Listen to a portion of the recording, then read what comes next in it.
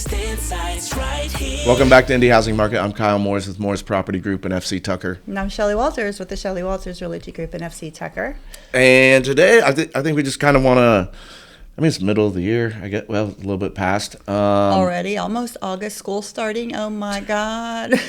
Like in 2 weeks. That is the part when we always have our, conversations in March about being on the market and being on the market before school starts and getting through all. Here we are. We're getting to the point where it's too late. This is like midsummer review almost, right? We have Brad, so he gave us the MIBOR stats and where we really set, but where are we now that we're getting ready to go into the downward slope? That's what I feel like. When school starts, we start the downward slope. But that's what's weird is because, historically speaking, that's correct. But last year, you would think winter isn't going to perform very well, but starting in January, it was lights out. I guess it's a bad analogy or phrase right there. But it got insanely busy, right? And so I personally, after what June looked like, I feel this June and after last year's June too, I feel like June has become the worst month to list a house in. Locally, I just everybody's doing stuff. Everybody was on vacation. I swear, all the agents I was dealing with, everybody was on vacation. It was just really weird. And July used to be the vacation month, I think. Yeah, when I started in real estate way back in the day, July was the vacation day. That was the week month. That is the month that you really wanted to not have anything to deal with listing a home or anything. You had to get it in June so that you could sell before school started. I think why people go in June now, I don't know, but. Is it because? School starts in August this year, but the past 2 years, school started July 31st, at least for my kids. Yeah, I think they moved back a week, some of them, but still, I've had more conversations with people talking about listing their home. And we're talking about holidays in our conversations. Because, you do the same thing. We're talking to them at least 2 months out. Usually, we're trying to get prepared and everything. We don't list in 2 days. We talk about it and work on it and get the house ready. So I'm already talking about holidays with people because I don't want to list in the end of October. And it's August, September. I'll take it. That's all we got. Call me instead. I'm just kidding. But it's the worst time to think about listing a home is the end of October. It is. And so but maybe it's how do I talk somebody into listing in January now? Because January was over list price. And it was competitive. It was interesting. Person I was talking to, she was like, should I list now and get it done before the holidays, or should I list in February, March? I go, let's do it January. She's like, January? So you and I know from what we've been talking about and what we've seen and talk about what we've seen is January is a great time to list, which I can't say I would have ever said that 3 or 4 years ago. But this market, so June was really bad, and I know on here and to everybody I was talking to, it's I want to see what it looks like coming out of 4th of July, right? And so I'll give my experience of where we're at coming out of 4th of July, right? Because I thought 4th of July was going to be slow because it's a holiday week. And it was 108 degrees, and it was actually super, super busy, right? And so so many people listed their homes on that weekend. I was shocked. Super weird. And I don't know if that's, we have more new agents than ever, so maybe they don't have some of those kind of societal or industry norms, I think, in their head. Maybe I don't know. Maybe the consumers just pivoted to a certain extent, but I think it's insanely busy. I almost want to vomit. I was, before I was walking in here, I'll get home at 11 o'clock tonight. I have just so many appointments scheduled. I have a ton of listings coming up. I think the other day I had 3 listing appointments in one day. The week that was last week, I had Thursday, I had 3 in one day, and the week before that I had 5 throughout the week of just listing appointments. That's not even houses I'm showing, stuff I'm working on already from the previous weeks.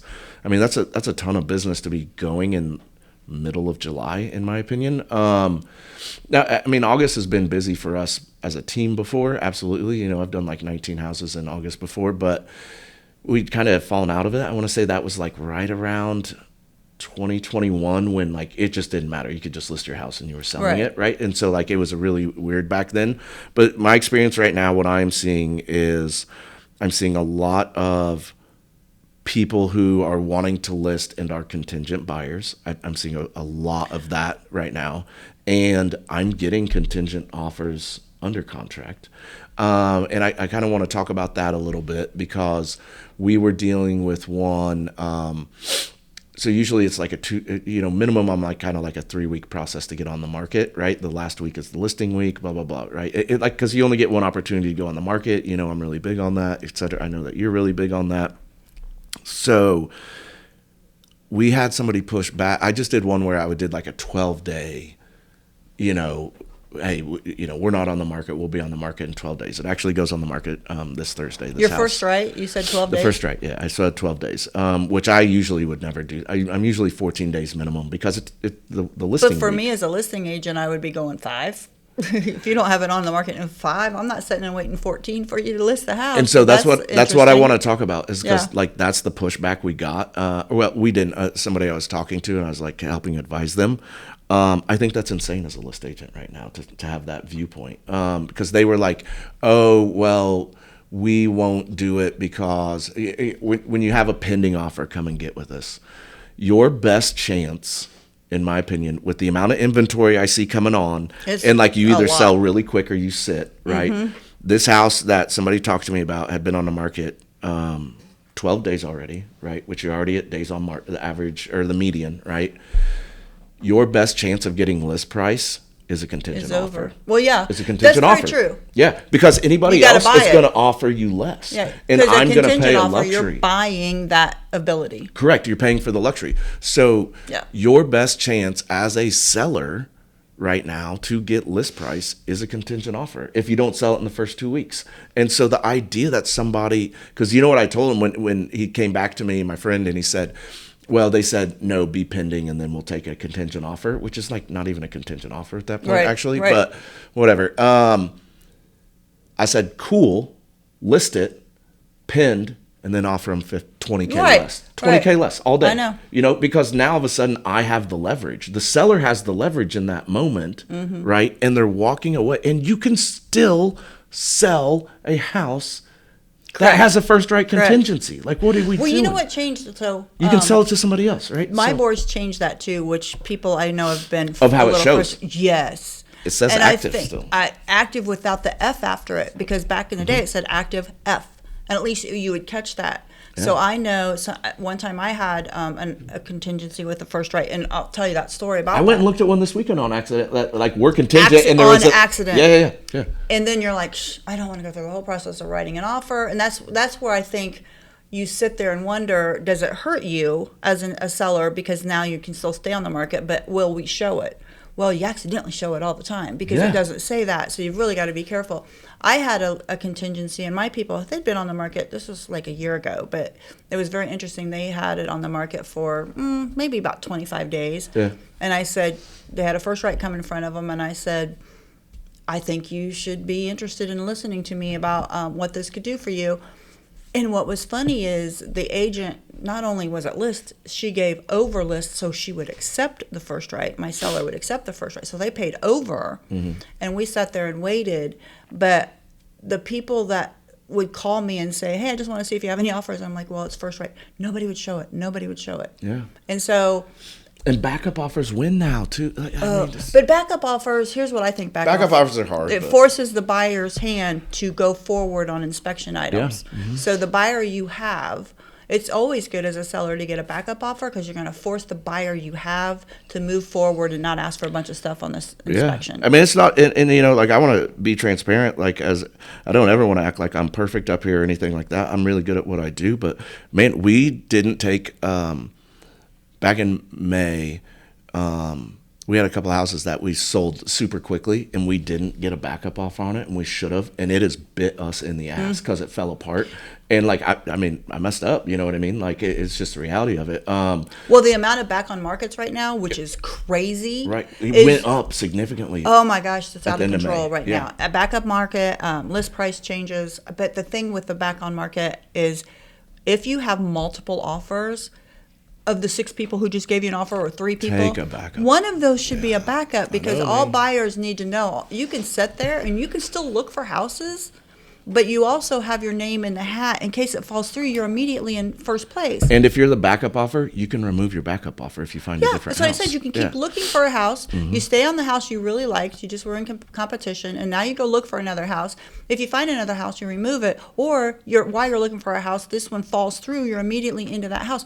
If you didn't do the backup offer, guess what? You're back into the whole process of multiple offers again. If it hits the market again, you start competing again. So people don't even do backup offers anymore. I'll just wait and see what happens. Well, if you do, you're going to end up paying more for the house or not getting it again because the other person is going to compete against you. So I don't think these contingencies, I don't think people work with enough. I think I don't want to say we're lazy as an industry all of a sudden, but we need to educate and sharpen our game a little bit. I mean, that's just the reality of it.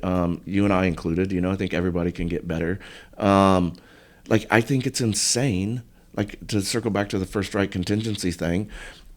So I have to write this offer that you're going to get list out of me on, most likely, because I'm asking you to do something. So our give is price, right? I'm about to put a house on the market this week that's $15K under price, so I can move it quickly because they're more interested in getting the next house. And I have this house going on the market in Westfield. It's going to be awesome. $15K under what it should actually be priced at. And this other person, excuse me, that I was advising my friend on, is actually, because they didn't have the conversation correctly, is potentially underserving and costing money to their seller because they didn't know how to have a conversation around a first right contingency. The idea that so I have a couple houses right now that I am getting ready because we are going to be first right so that we could list it immediately. Yeah, and but that's not every house. That's a conversation you have right in the beginning when you work with a buyer. You need to sell to buy, or we have any end of this issue is you start getting that house ready so that you can tell the list agent, we will be on the market in 5 days. 5 days, We're ready. We're just sitting and waiting because you don't want to put the house on the market and not find anything. That puts you in a really bad situation. So the other ones, though, that I've been dealing with, where I do need more time, I sit down with them. We have the listing appointment. That's the plan. We're going to be first right. We get started on the house, and I'm a 3-week process, right? But in the meantime, we do start looking at houses. And somebody finds a house that first week. Yeah. Well, that's why I'm a 2-week process. Think about that. They like your house so much that they are that ahead of the curve on this thing. That is a super committed buyer. They really like your house. And you're not going to go with me because they love your house so much that it was early for them. Yeah. That's really what's going on. I feel like if you work with enough people, you see how these things transpire. Well, the other thing too is in the first right, what helps that seller is, I don't think people look down the road far enough, is so now you've got your first right. You put your house on the market as that buyer. Your house goes on the market and you get an offer on your house and you have to go through the inspection process.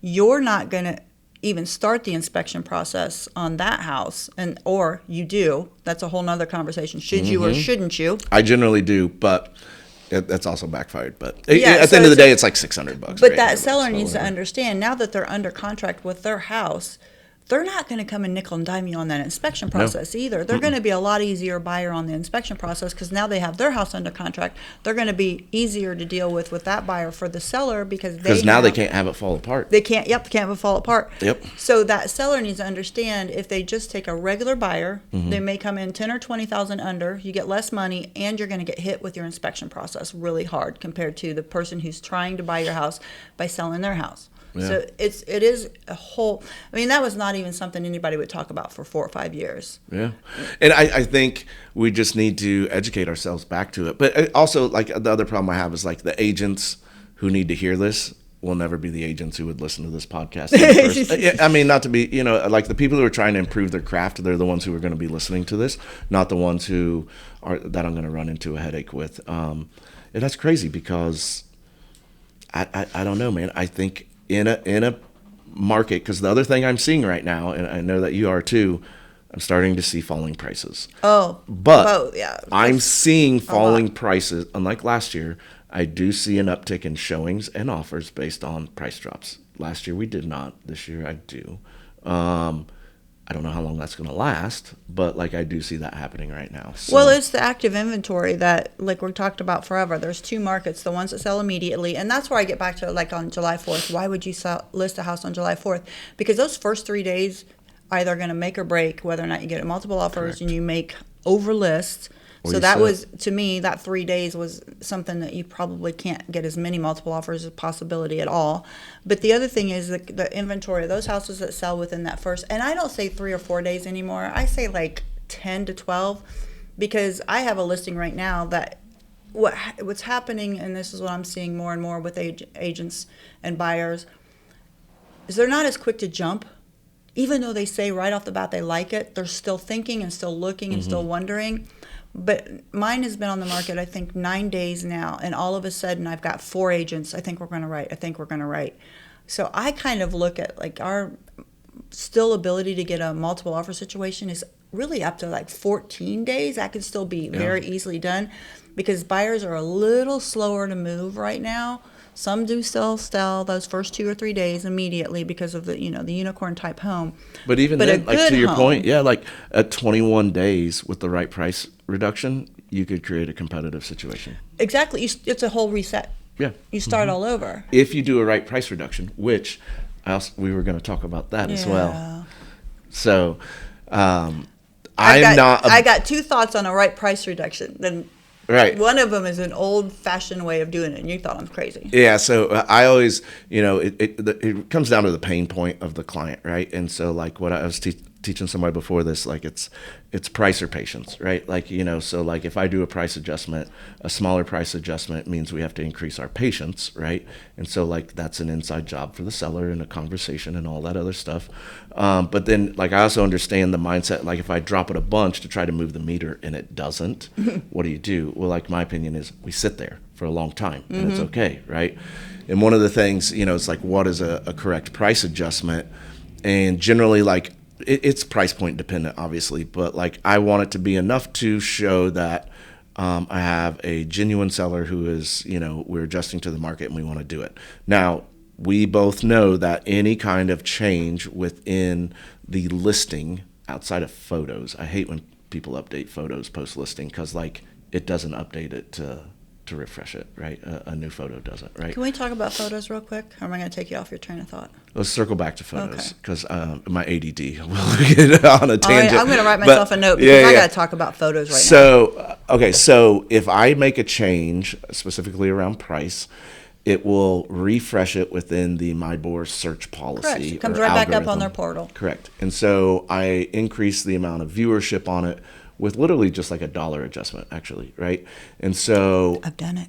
you've done it, right? And so we were joking about it with my team member Ben, who was in here, and we were talking about price adjustments and everything. And it's funny because Ben's younger, and Yeah, sometimes he's he newer just than looks at me when we're talking. He's like, "What? Why in the heck would you do that?" And I'm like, "Well, here's why. Because there's a thought process behind it, and I agree with it, right? It's that it refreshes it and it puts it back in front of everybody. But as an agent, when I see it, because I think you said $100, right? And I would even make the argument. This was an old process. It was an old process, yeah. Well, and also price points were lower, so it was different. I attribute it to $1,000 these days. I generally think a price adjustment should be $5,000 minimum. I think $5,000. That's an I do industry a lot. standard, especially with 3 to 4 and then it goes up. There's standards it's a bigger of percentage. 5 to 600. There's 10, 7 or 8, 20. Correct. If you're not doing it within those pricing increments, it's a waste of time. Right. It's more about the percentage of the actual price. It's just is popping what it matters, back in front right? of the client. So you said $100, and I told you, I said when I see Haven't done it in years. I see $1,000 price adjustment or $100 price adjustment, my first impression is either the agent's an asshole or the seller's an asshole, right? Like, because like I know what we're doing and it feels disingenuous and it's just to repopulate it. Like, let's repopulate it with intent, if Right. that makes sense. And To actually make it sell work. it. Yeah. So, but I understand. It was the an other older side of market, it, right? but- It was being on the market for 9 months. That was average, Yeah. standard 6 to 9 months. And when you're just there, it's like, what can we do now? We've done price drops, we've done this, we've done that, and it was not something that everybody did. But I came up with every 3 days for 2 weeks, I'm going to go down $100. And it would pop back up in their portal. Yeah. And sooner or later, it's been in their face so many times, people are like, oh. Or it's just kind of like in your Facebook feed. You keep seeing it, you finally buy it, right? Yeah. It worked. Yeah. But does it still? It worked in that 2 weeks. I don't know. I wouldn't even think about it right now. Yeah, I don't think that's something that would work in today's market. I think the consumer's too educated. I think it gets back to the internet was different back then. Yeah. Even though we're only talking 10 years ago, the internet was different, and the home search was different than what it is now. Well, think about this too. Consumers Like, have totally different I've talked to agents, and when you were doing it and everything, so like we'll call it 2010. Like there was an adage in our industry, you wanted to be the second agent, not the first, because the first agent was going to list it. It would expire because it wouldn't sell. Yeah. And then like the seller would finally do the price point necessary to sell the property, and you wanted to be the second list agent, not the first list, which is a crazy idea. But that was very true, but the amount of expireds that are back out there now is also crazy. Yeah, I agree starting with that. to see expireds. Like I remember everybody's like, "Oh, that's something you did as a buyer or as an agent to try to get business. You would go after expireds." I had a whole system going after expireds, and I did pretty good at it.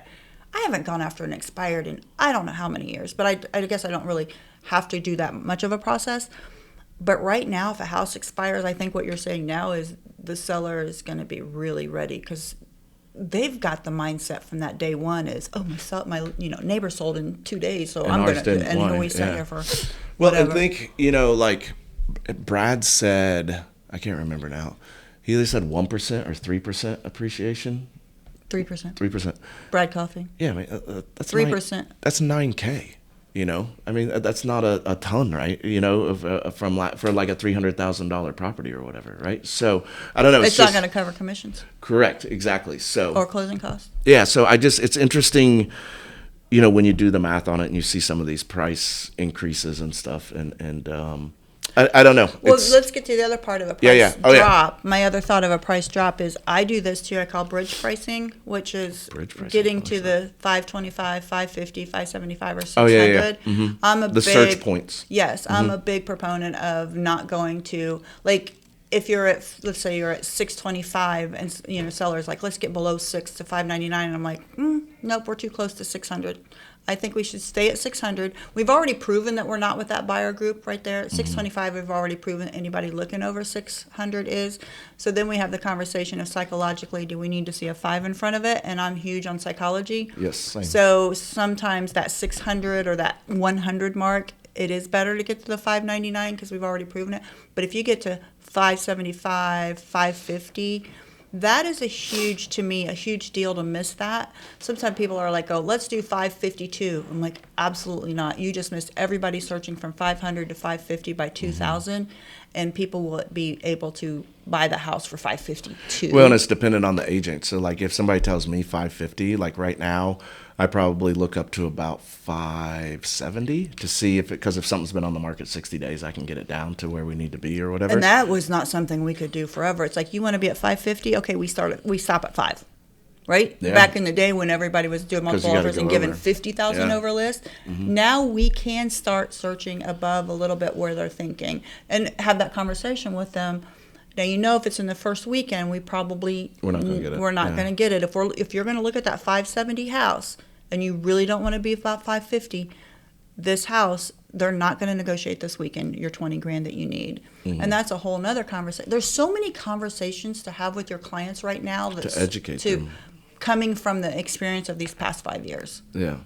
And I don't think that the agents are doing it. And so and I just don't think agents are pivoting enough maybe they're not in it enough to see the micro movements within the industry on a regular basis. And that's what it is. It's the micro movements that are happening that if you take all of them together, it's a whole conversation. But if you've only been in the business enough that you've sold 3 or 4 this year, you don't have the knowledge in your head to say everything that you need to. I don't think, because there's just so much going on right now. Well, you think from January of last year, not this year, January of last year, I've had 4 different markets. The first of the year last year, second of the year last year, beginning of the year this year, and our current market. Yeah. 4 markets in 2 years. Yeah. Right? And each one has responded differently. I don't know, man. I just think it's. Well, I want to talk about photos real quick. Yeah. I want to hear their photos. Yeah. So I do, because I want to follow up on something too. I'm going to steal your pen real quick. Make your notes.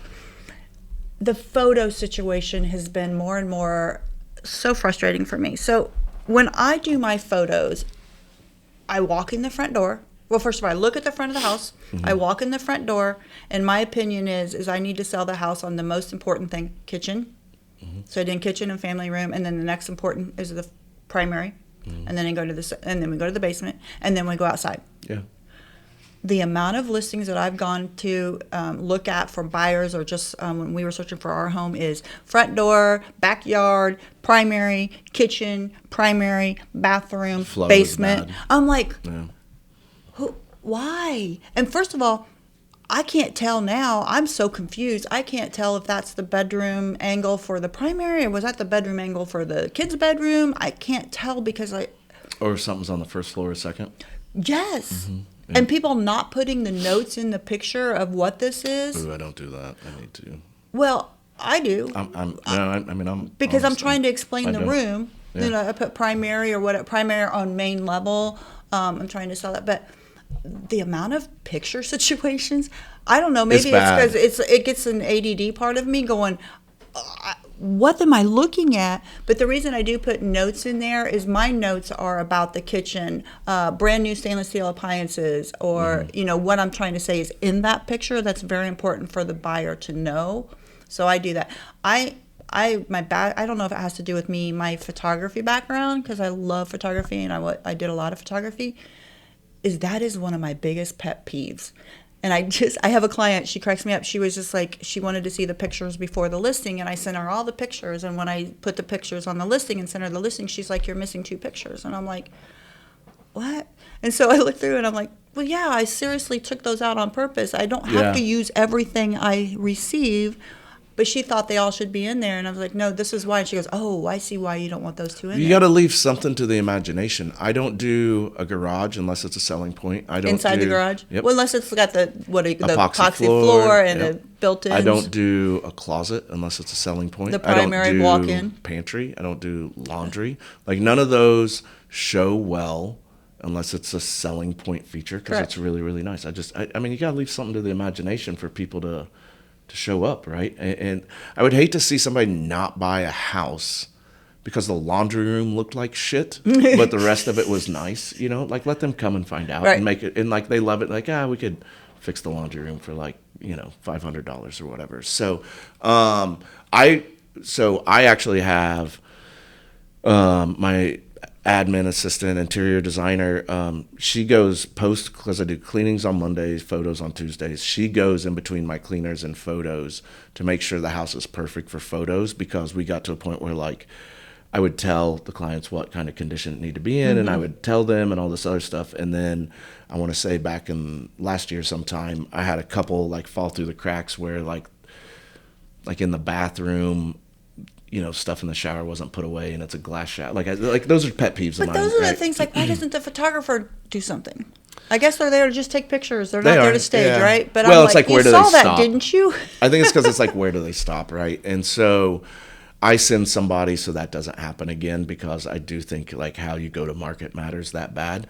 But the You thing only I get see, one chance for first impression. you do. But agents, the amount of agents I hear, and I'm like, hey, I pay this for this, and I do this for this, and this is why, and this is the total package of like, what it costs to list a house in general and stuff like that. And like, oh, I can't do that, it's too much. I feel like I have to do that to put the product out there correctly. Right.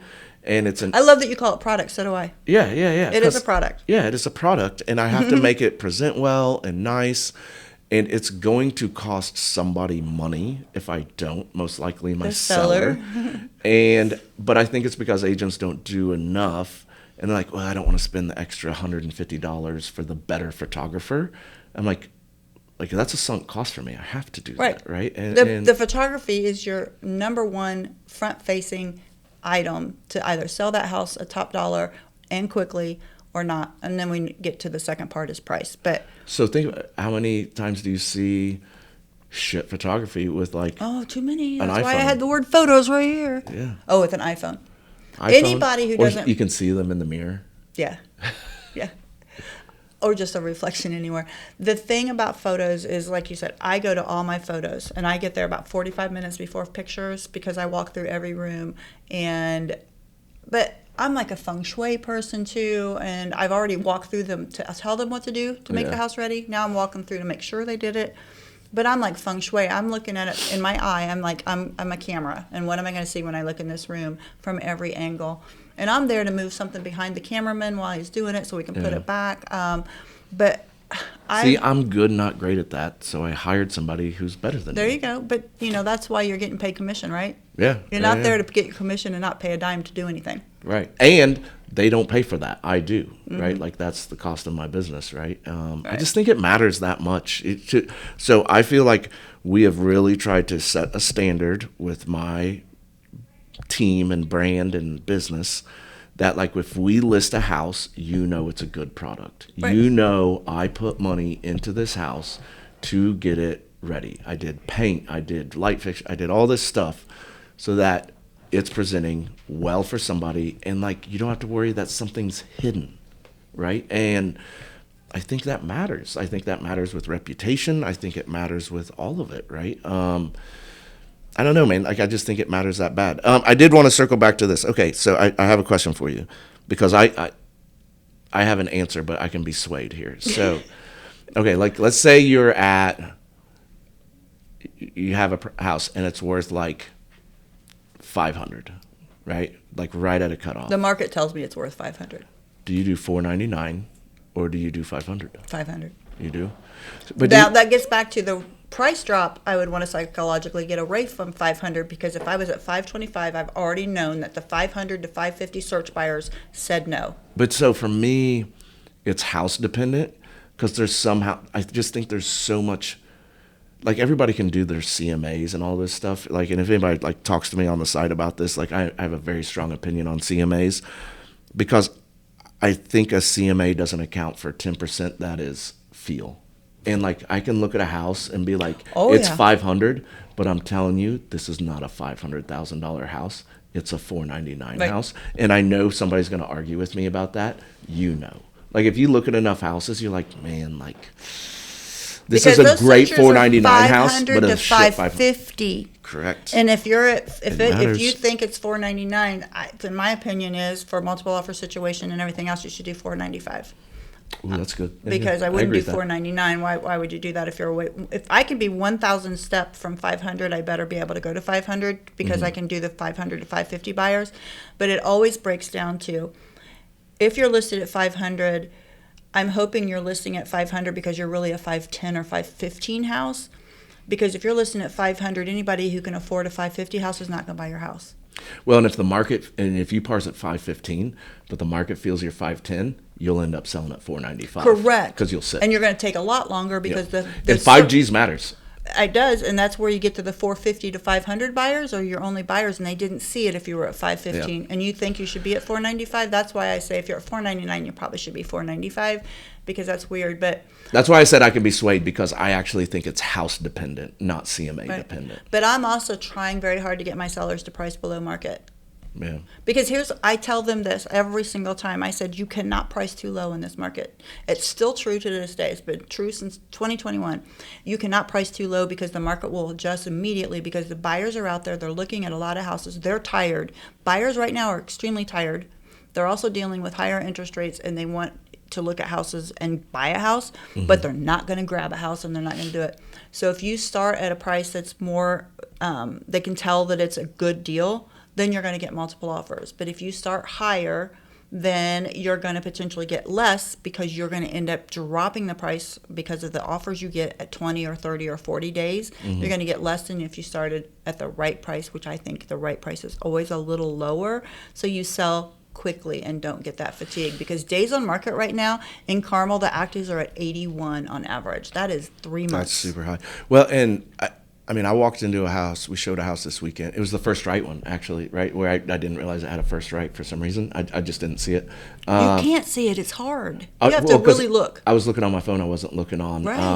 I didn't pull my laptop up like an and idiot. So the list agent, you think the list agent's going to go, oh, by the way, it's the first right. Don't come and see it if you're not interested. Yeah. They're going to keep their mouth quiet. And when we walked in that house, we looked at 3 houses plus a new construction on Saturday. And the houses got better as we went, and then we looked at new construction, and this house for the price specifically because of the yard was just massive in comparison to everything else that we saw. They're like, let's go. And here's another thing. That house was somebody who, like, they're 3 weeks out from me getting on the market, but we went ahead and started looking this week, right? Mm-hmm. So I would have been the freaking 2 weeks again, because they loved this house so much. Mm-hmm. And it was just so different than the other houses. Like, yeah, they had already accepted a first right. They had already gotten another offer that had escalated the first right to where the first right removed it and bought it, like dropped it without selling the other house. And we were about to write a first right. But when you looked at it on market, it was 10 days on market. So here's my question for you. So if I'm going to be showing a house and it is a first right, my question to the seller is, can they drop the first right? Because everybody can. That's the way a first right's written, right? It's more about what the parameters are. They have to sell their house. If they have a first right, it's because they have to sell their house. Oh, you're asking if my buyers can drop their first right. Right. So I call the agent. So if I call the agent and the agent goes, no, they have to sell their house, then I will show that house. I know what you're talking about. Mm-hmm. But I'm not going to be the agent that comes in and forces that first right to get dropped, which I'm talking about writing an offer, showing the house, writing the offer, getting my buyers involved in something that cannot go through. Yeah. So that's where I won't deal with a first right, is if they tell me, oh, no, they can. They were just hoping they wouldn't have to, as compared to the buyer that, no, they have to sell their house. So there's where I have a difference on what I would see. I will look at a first right if they say they have to. That's 50-50 too. I mean, you know what I mean? I think it's more like 80-20. I think that most people, if they do a first right, will not do. They have to sell. Will not and cannot are two different things, though. Well, yeah.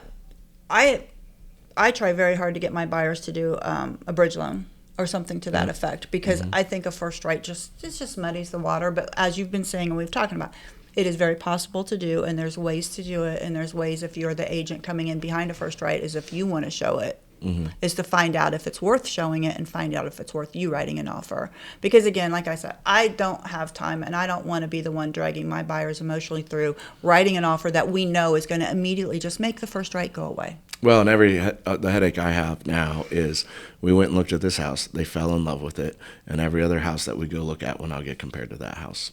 Yeah. You know. Yeah. And it's a pretty tough house to replicate. And so you know what that's the journey of it all. All right, let's jump into the numbers real quick. Let's do it. All right, so Fishers, I had 55 go on the market, which is a lot. I have I have 266 as active inventory right now. Anywhere from 180 to like just under 1.6. 47 are still active, only 8 pended within a week, but 41 pended. That's a ton. I get it. Like, we picked up 14 in inventory. 41 pending in a week that's a lot. Is a ton, right? My average days on market is 30. My median's 21. I didn't pull the active one. I already know it's up in the like 70, 80s range. Noblesville, I had 46 go on the market from 150 to 1.1 million. 41 are still active, 5 pended within a week, but 30 did actually penned last week. So again, that's a big number of pending. That just reflects like there's a ton of activity out there. It's just not selling as quickly. To your point, like people are watching it. I have 238 on the market. Yeah, that gets back to my conversation of you said 5 sold in 7 days, but then 41 sold in. It's a ton. That's the next next week. Yeah. So it's, to me, the first time of being able to actually have buyers have the ability to watch a house for a little bit, at least a little bit, because not everybody's jumping anymore. Yeah, they're not. I did have, in Nobles, it was interesting. I had average days on market was 38, but the median was 35. It's really odd that it's that close up, right? Reflecting of that. Yeah. But I do know, like I said, when we did this 2 weeks ago, my average days on market for actives in Noblesville was 70. So I know it's higher at this point. But I don't know. It's a really busy market. The time is just different. That's all. It's a busy market, but the fact is that there's just more active inventory starting to sit. Yeah. Like we used to talk about when we have listings and we talk about the pendings, is we took all the actives away. Like every week it was just like whatever hit the market, we actually sold the same amount. Sold the same amount. That's not really happening anymore. So more and more inactives are sitting on the market for a longer period. And that's where the frustration and the fatigue of agents is starting to show. Yep. Is the amount of inventory growing with the time on the market staying up a little higher. Carmel, 34 hit the market, 11 of those pended, but a total of 32 pended, so almost the same. Average days on market for the pending was 28, so almost 1 month for this past 7 days. We're at a month in Carmel. Actives, there's 222 actives in Carmel, which is up with an average of 81. So we're at 990 almost, which is 3 months for those actives. 3 months is a lot. We are getting ready to, if we keep going, that would be 4 months. And that's starting to be, Normal. to me, It's good. So it's true balanced market. it is a balanced market, which is just interesting to be talking about those kind of So, numbers. but to that point real quick, so like I think the interesting thing about like you or I is I have super educated my sellers and my buyers, right? I get reached out to, and I'm sure you do too, by so many other agents asking me about, hey, what was your activity like this week? Or, hey, we're on the market too. What are you dealing with? And I'm like, oh, we're just sitting, we only got 2 showings this week. And they're all freaking out. And I'm like, we're fine. Like, have you looked at the numbers? Yeah. Like, my people are prepared for this. Like, we got into this knowing, like, this is what the timeline's like. We sell in 2 weeks, so we're going to be 2 months, right? And, like, so if I'm sitting at 30 days, like, we're not panicked because we know what timeline we're in. And it's like, I feel like all these agents and sellers, it's like the mini marathon, right? So they got the 5K and then they got the mini. It's like all these people are like mile 7 in. And they're like, wait, I thought I was signed up for the 5K. Right. Like, this is the mini marathon, guys. Right. Like, what are we doing? Like, you're not supposed to be done. So why would you think you're done yet, Yeah. right? Like, you're halfway there. So I don't know. I just hope more people listen to this so they can, I don't know. So they're not going crazy. Well, in Carmel, which the amount that have sold in the past 30 days was 165, but the days on market have stayed the same. So for the past 30 days, it was 26, and the pendings is 28. So we've, like we talked about in June, we've been at 30 days for a good month in how many days it's going to take to sell a house. Westfield, 42 hit the market, only 13 pended in that first week, 32 total pended. Average days on market in Westfield is 36 for the past week. 264 active in Westfield with an average day of 71, so they're at 2.5 months. There's 180 that sold, and their average days on market for the past 30 days was 48, so it's 36 past 7 days, so still kind of staying the same, but we're looking at average of about a month again in Westfield. Zionsville, Except for the one I'm listing this week because it's going to go quick. because you're going in low and you get multiple I offers. hope this doesn't bite me in the ass next week when I'm like, yeah, we didn't sell. Yeah. Well, and that's not because of the price then at It that isn't, point. It's yeah. because the buyers aren't out there Yeah, right it's now. priced Or they're right, sitting and so. waiting and watching and seeing what happens. So it's just, people are more patient right now, not the sellers. Zionsville. Or my wife. No, I'm just kidding. Zionsville, 15 hit the market, 6 pended, but total of 16 pended, so they lost inventory. The average days on market is 30 as well, and Zionsville 28 actually, but a whole month for the past week. And also, that is something that's interesting for the past 30 days. Of the 44 that sold, the average days on market was 14, so Zionsville just doubled. Over the past June area that we were talking about, June to July, their days on market have doubled. So there are currently 91 active in Zionsville with an average day of 72, another 2.5 months on the market. So we're looking in my what I just talked about, Carmel, Westfield, Zionsville, a good month on the market at least, and the active ones are even higher. All right. I don't know. We'll keep everybody updated. If anybody has anything they want to talk about or knows anybody that they think would be interesting to have on here, we were talking about that beforehand. A lot of people liked us having our spouses on here, and then like some other people, just industry professionals. I'd like to have like one of my kids on, and you have one of your kids on, just because I think that's interesting as well. We could do that. Yeah.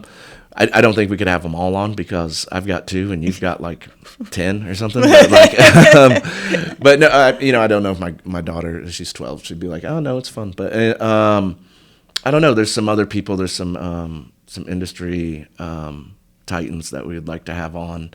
But there's always people that we're not thinking about that are like right under our nose, and we're like, how did we not think of them? Well, and also just so everybody knows, we do get asked, like some of the people, Yeah. a lot of the people that we have on the shows, because they asked to be on the show, and we're like, sure. I mean, we feel that everybody has something to say and something Yes. to contribute. So, like, yeah, ask, because that's who a lot of our guests are, is people who asked us to be on it. So, And I'm sure people are tired of hearing us drone on all the time. So, yeah. but anyways, I'm Kyle Morris with Morris Property Group and FC Tucker. My number is 317-649-5122. I'm Shelly Walters with the Shelly Walters Realty Group. My phone number is 317-201-2601.